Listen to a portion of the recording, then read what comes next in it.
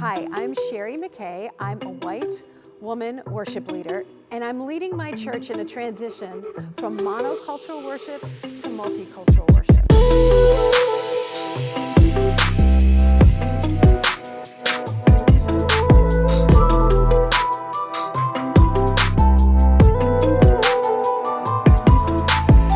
Today, I've invited a friend and colleague, Nikki Lerner, to join in a conversation. So I might not be looking at y'all here. I might be just talking with Nikki. But Nikki, you've been a real blessing in my life. I've known about you because you were the worship leader, worship pastor at a church about 15 minutes from me. And I've actually been to Bridgeway. On one of those Sundays when my pastor said, go to another church, I want you to experience that. And I remember being there that Sunday and just being really blessed by your music ministry. You did a really interesting version of Our God.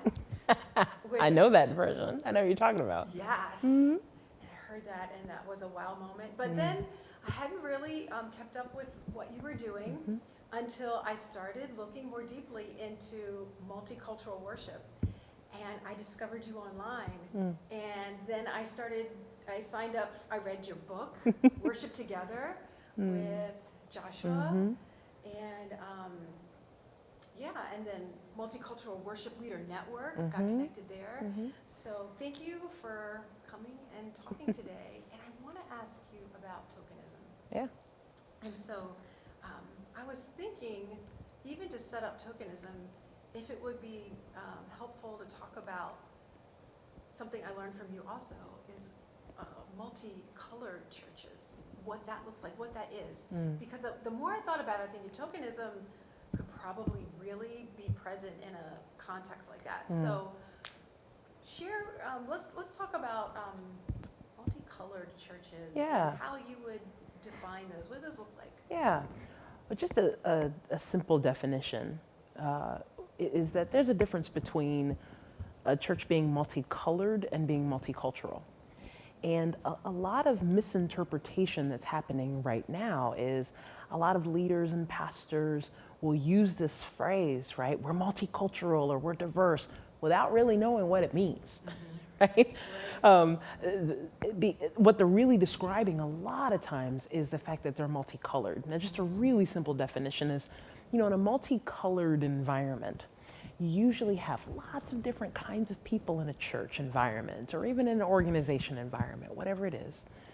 And yet the higher up the chain, the higher up the leadership structure that you look at that church, the less diverse it actually gets. In fact, the more monocultural it becomes, right? So for instance, you could have a church that has a lot of different kinds of people in it, and all of your pastors or your elder board or however your church is run could be run by mostly white American people.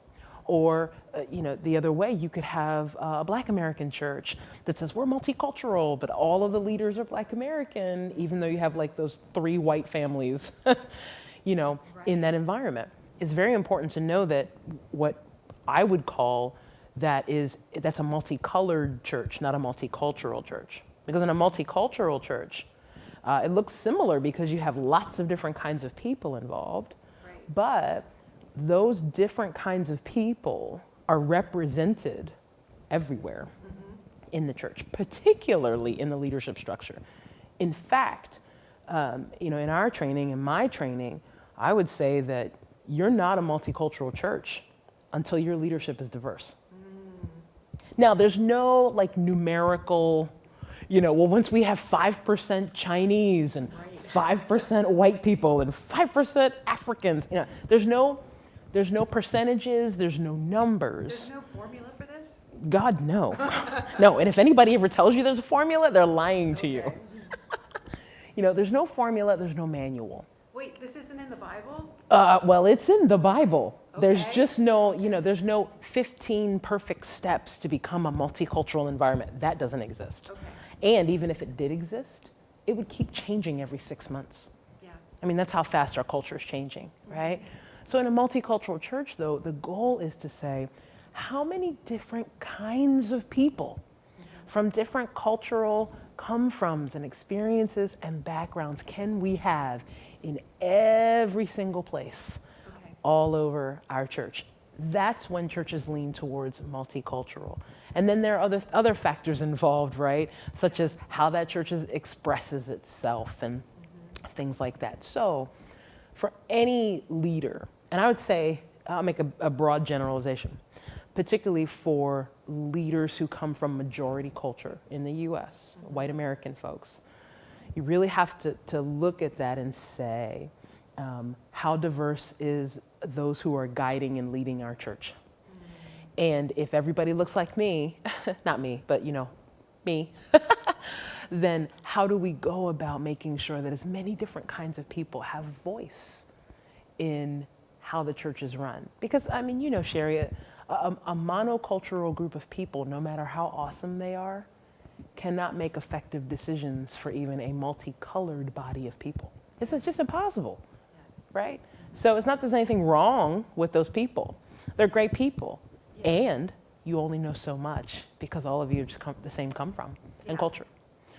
So how that relates to tokenism, the multicultural church and the multicolored church can still have the same issue with tokenism. Now, let me break that down for a minute.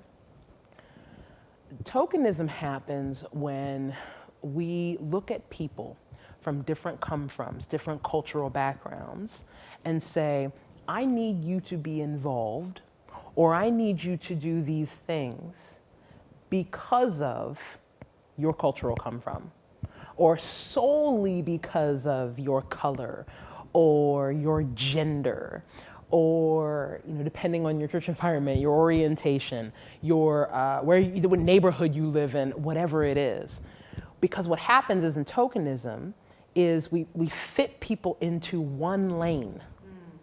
Right, totally one lane, and the lane is basically all centered around who they are on the surface, so that maybe the website can look better, or as a senior pastor, senior pastors love to roll around with their senior pastor buddies and say, yeah, our church is diverse. Look at my pastoral staff, But we can't ever relegate any person to just who they are with their cultural come from. Nikki, this is great.